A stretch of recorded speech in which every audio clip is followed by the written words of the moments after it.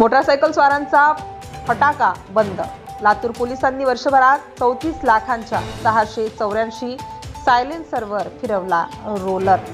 लातूर शहरासह जिल्ह्यात फटाका सायलेन्सर वापरणाऱ्या वाहनधारकांवर लातूर पोलिसांकडून कारवाईचा बडगा उगारण्यात येत असून कर्णकर्कश आवाज करीत सुसाट धावणाऱ्या वाहनधारकांना लगाम लावण्यासाठी पोलीस अधीक्षक सोमय मुंडे, अप्पर पोलीस अधीक्षक डॉक्टर अजय देवरे यांच्या मार्गदर्शनात वाहतूक शाखेचे पोलीस निरीक्षक गणेश कदम यांच्या नेतृत्वात वाहतूक नियंत्रण पोलिसांनी विशेष मोहीम हाती घेतली आहे। मोटार वाहन कायद्याअंतर्गत सन 2022 मध्ये मॉडिफाईड सायलेन्सचे 290 केसेस करून 2,81,500 रुपये दंड आकारण्यात आलाय, तर कर्णकर्कश हॉर्नवर 544 केसेस करून 3,32,500 रुपये दंड आकारण्यात आलाय।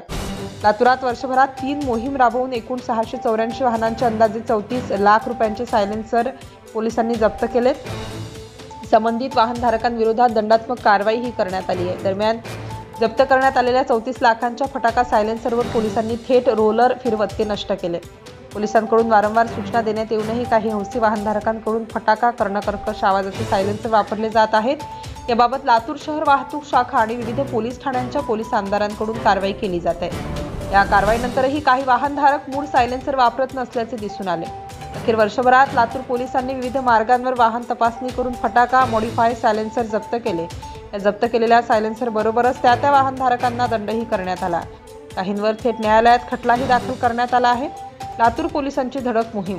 सण उत्सव काळात काढण्यात येणाऱ्या दुचाकी रॅलीत अशा फटाका सायलेन्सर असलेल्या दुचाकींचा मोठ्या प्रमाणावर सहभाग असल्याचे आढळून आले होते।